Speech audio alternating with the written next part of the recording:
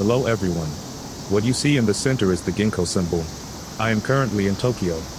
I have come to the Tokyo metropolitan government. When we talk about the political center of Tokyo, this Tokyo metropolitan government comes to mind. However, the political center has not always been here.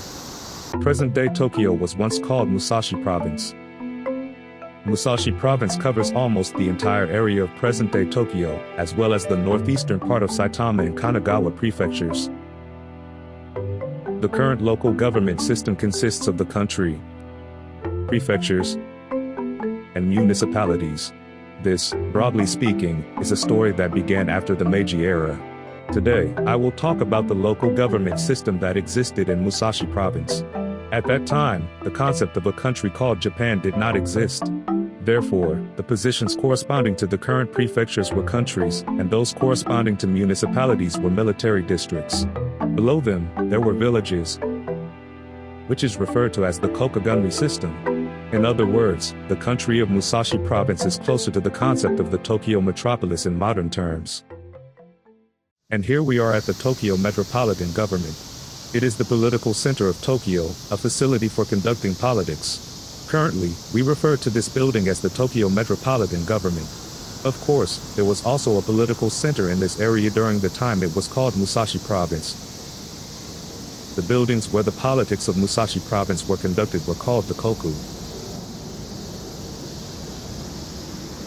So, we'll start from this Tokyo Metropolitan Government building, which is the center of modern Tokyo, and head towards the location of the Koku, which was the center of Musashi Province. The Tokyo Metropolitan Government building is located very close to Shinjuku Station. As you can see, the center of Tokyo is a place where many people come and go.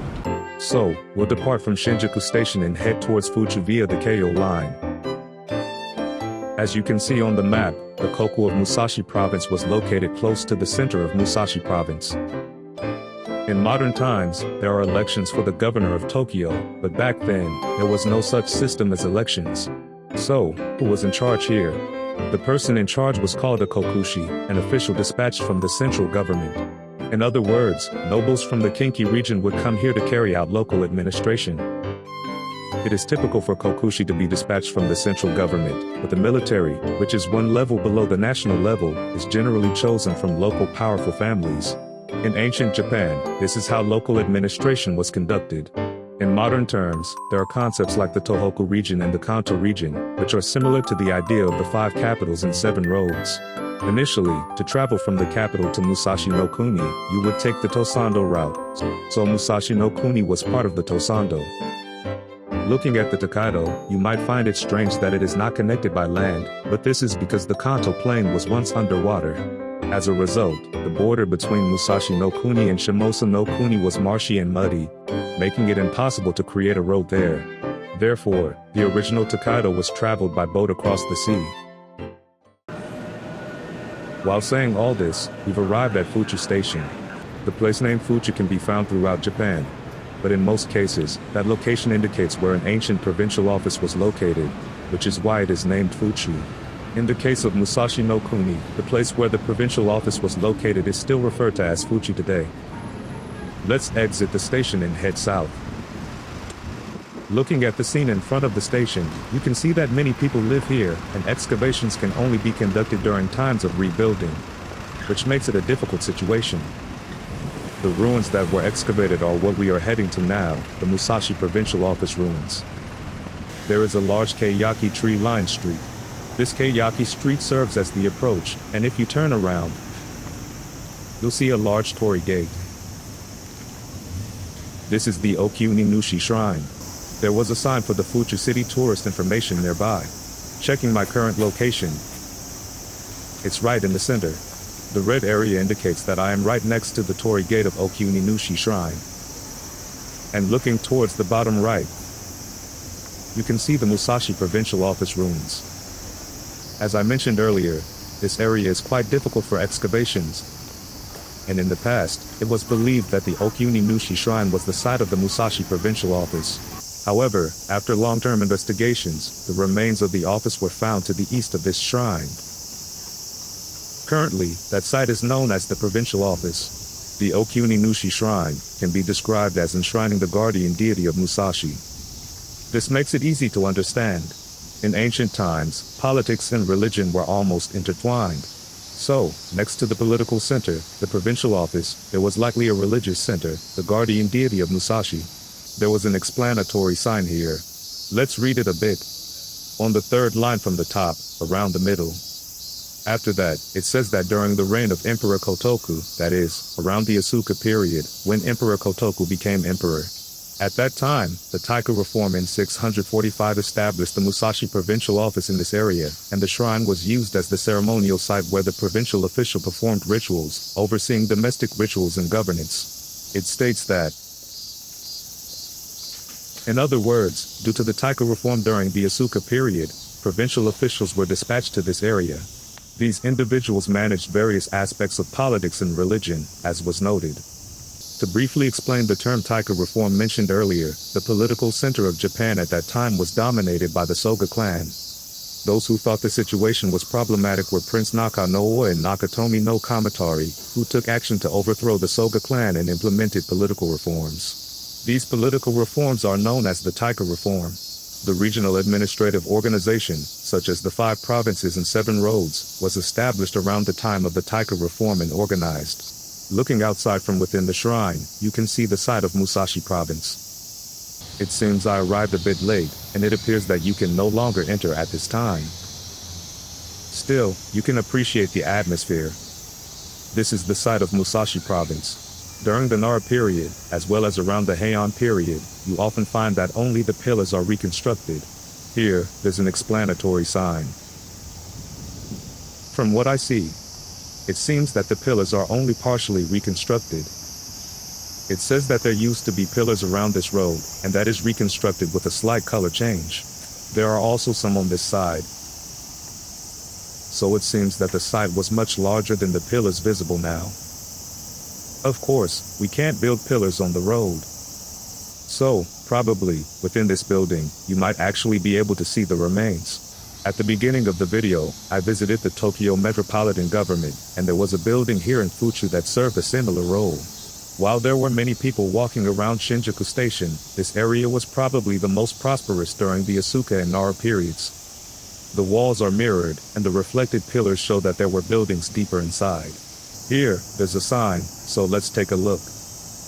The term Kofu in Kokuga refers to the location of the government office that governed Musashi no Kuni for about 400 years from the Nara to the Heian periods. The central cluster of offices located here is called Kokuga. Various explanations about Kofu and Kokuga are written here, and it states that the area corresponding to modern Tokyo originally had a political center.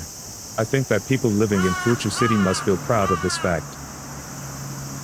The story so far is mostly about the Asuka period. Now, let's move forward in time and discuss the Nara period. During the Nara period, a famous emperor named Shomu appeared. In the time of Emperor Shomu, there were epidemics and rebellions in various regions. Back then, it was thought that the reason for the turmoil was that the emperor lacked virtue. As a result, Emperor Shomu fell into a state similar to what we might call depression today. During this time, Emperor Shomu encountered Buddhism. The teachings of Buddhism were wonderful. He thought that with these teachings, he could change the country. Thus, Emperor Shomu ordered that throughout Japan, 1 temple each, called Kokubunji and Kokubuniji, be built in every province. This means that across Japan, of course, they were also built in Musashi no Kuni. So next, let's go see the Kokubunji and Kokubuniji of Musashi no Kuni.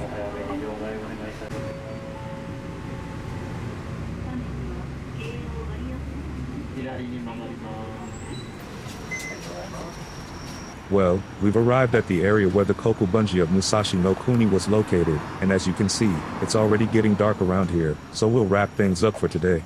Good night, everyone. The date has changed. Good morning. Checking my current location on the map, I'm now heading to the Kokubuniji Temple.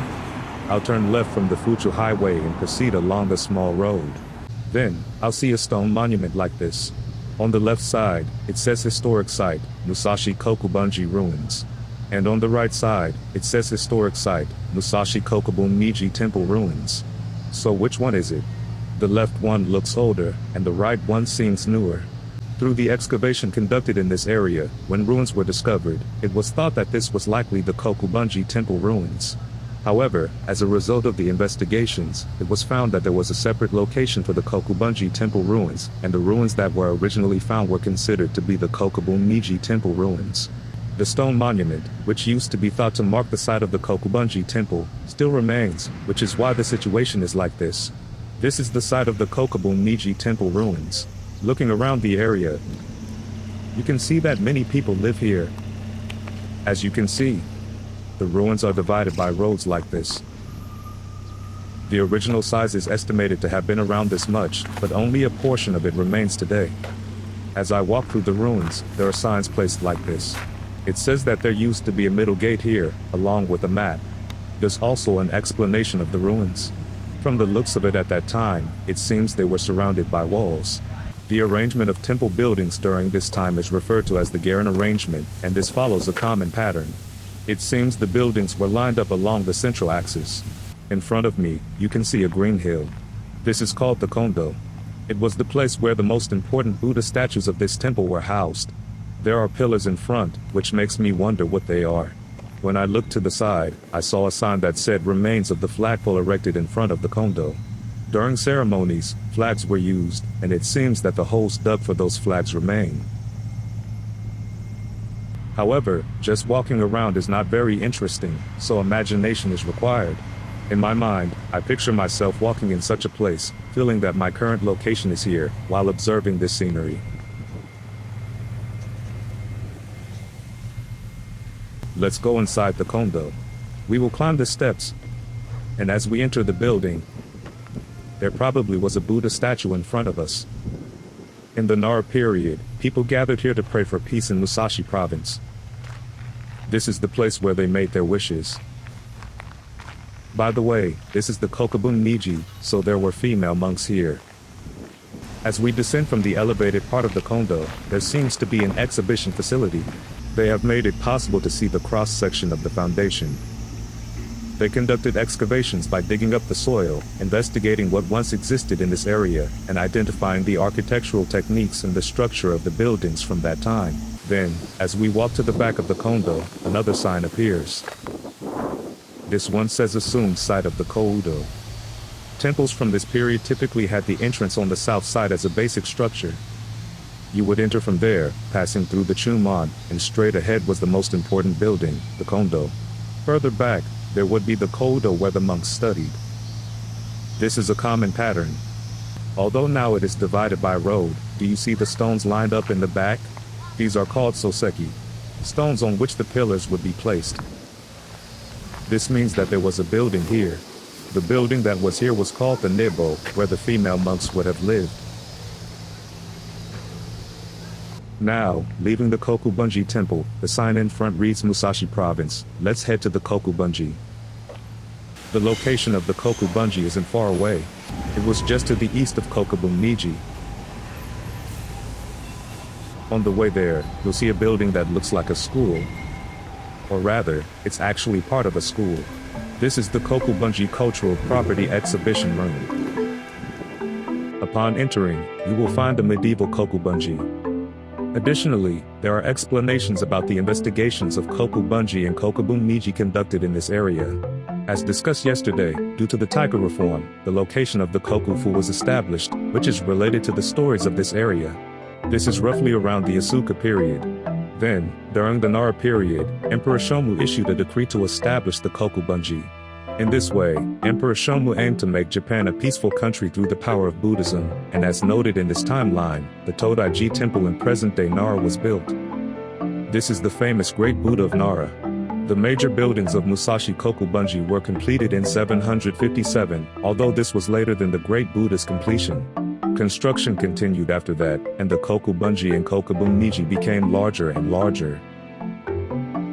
The tiles found around the Kokubunji, which were made in this way, show that they have writing on them. These types of tiles have been found in large quantities in this area. When constructing the Kokubunji, many people were brought in from various parts of Musashi province. Naturally, since they have their own places of origin, writing was done to indicate where the tiles came from. This way, it was possible to know which area the tiles originated from. Thus, the significance of these tiles extends beyond mere construction. In addition, road ruins have also been found in this area. The left side shows the state during the investigation, while the right side shows the state after that. It has been arranged to show that there was once a road here. As I mentioned earlier, Musashi province initially belonged to the Tosando. When heading from the capital to Musashi province, it took a route from the north to south. The road used at that time was this one, which was also taken to reach the Kokubunji. Later, in 771, Musashi province was transferred from the Tosando to the Tokaido. With the transfer of Musashi province, the Tokaido became connected by land. This improved convenience. Looking at the road we just took on this map, we started this morning from this intersection. Next, we headed to the Kokubunji. Then we went east. And our current location is this cultural property exhibition room. Now we are heading to this place, the Kokubunji ruins. I've come outside. The weather is a bit bad, and it looks like it might rain. Let's quickly go see the Kokubunji. Just as I thought that, it started raining after all. Right now, I'm hiding under a tree, taking shelter from the rain. It looks sunny over there, so I think it'll be okay. Since the rain has stopped, let's continue with the story. So here we are at the historic site of Kokubunji. I was taking shelter from the rain around that area, and what you see here is the site of the kondo. I already explained about the kondo earlier, so I think that's fine. It is the central building of the temple, and it often housed Buddha statues. As I walk in, intending to go inside, I see more foundation stones. The size of this building seems larger than that of the Kokubun Niji for women. Looking further back, it says Koudo, Lecture Hall, here, so its structure is likely very similar to what we saw earlier, but the size is completely different. This one is much larger. The kondo we were just looking at is over there, and I've moved a bit from that spot. Now I'm heading towards that direction over there. So, if you go south from this kondo, and then walk east, you'll find something brown over there. These two brown structures are located on the right and left, and when I look back, I can see a sign over there. The brown structures we were just looking at are the remains of a 7-story pagoda. In this area, there used to be tall towers like this. There seems to be a model of the 7-story pagoda nearby, so I'll walk over to it. What I'm heading to now is the Musashi Kokubunji Ruins Museum, which is the second one from the top. A grand gate is coming into view. This is where I'm heading now, and it says to purchase tickets for entry. At first, I wasn't sure where to buy the tickets, but it seems you can get them at the cafe on the opposite side. Since it's convenient, I'll take a short break.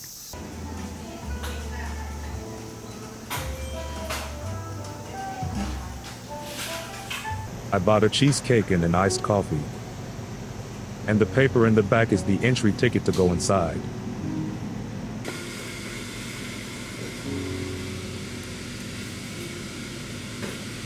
Now that the break is over, I'll head inside. Here is the model of the 7-story pagoda I mentioned earlier.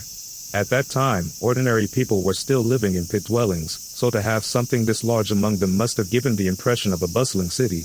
The size of a human is about that. Since there were likely no tall buildings back then, it would have been visible from afar. In the back, there is a building. This is the museum.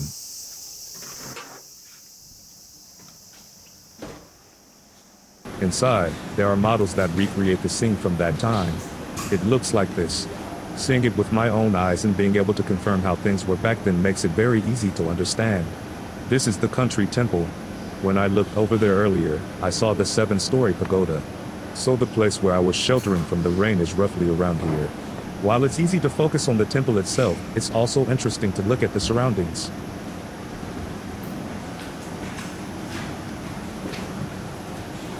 The roof seems to be thatched, which contrasts with the tiled country temple. The content on display inside is generally about the same period as I explained in this video and is detailed thoroughly. In this video, I've only covered the broad topics, so if you want to know more, please make sure to visit. Now, let's leave the museum and head to the next destination. Straight ahead is the museum, and the cafe where I bought the ticket is here. Right next to it, there's a yellow sign. That's my favorite bicycle. I've mentioned it many times on my channel, but when traveling, if you want to learn about the local lifestyle and understand the geography, bicycles are definitely recommended. Especially for trips with a historical theme, vehicles like cars or buses were often unavailable in those times. So considering the lifestyle of people back then, bicycles are ideal. Walking may be the best option, but if you walk while traveling, you'll run out of time to see things. That's one of the drawbacks, which is why I use a bicycle. Even on slopes like this, you wouldn't notice if you were on a bus, but on a bicycle, you'll easily notice. When you're on a bicycle, you tend to take detours, but as you can see, it's raining, so I can't afford to do that. To avoid the rain, I want to get off the bike quickly, so I'm pedaling fast. Now, I've arrived at the return spot around the station, and I've reached Koku Bungee Station. Once, there was a Koku Bungee here, which is why this area is called Koku Bungee. Now, let's take the train and move on. First, we're heading back to the center of Tokyo. Then, we'll transfer to the subway in Kanda. We're headed to Asakusa.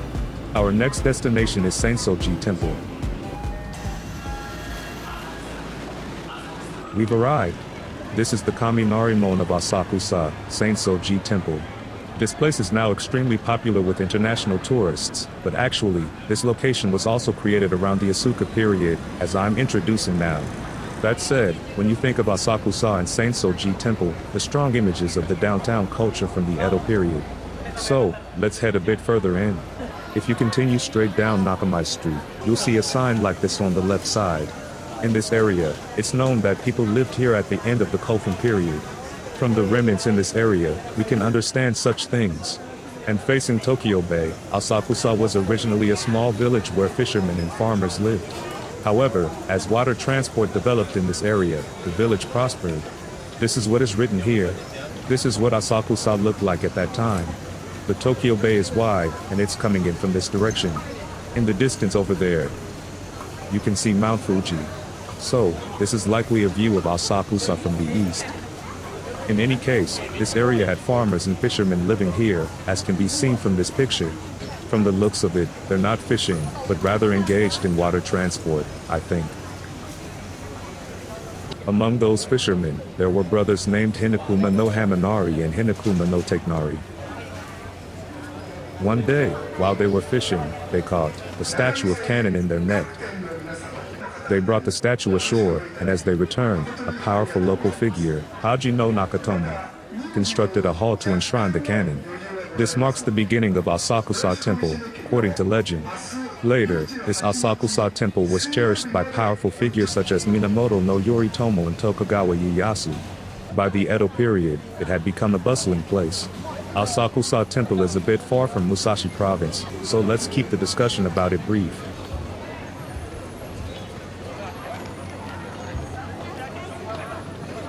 In the back, you can see the main hall of Asakusa Temple, and to its right, there is a shrine. Do you see the torii gate over there? This shrine is Asakusa Shrine. The deities of this shrine are related to the three individuals mentioned earlier. They are linked to the legend of Asakusa Temple. Their names are listed here. The founders of Asakusa Temple have become deities. Later, in this Musashi province, which is suitable for raising horses, the samurai developed. Thus, the era of the samurai began.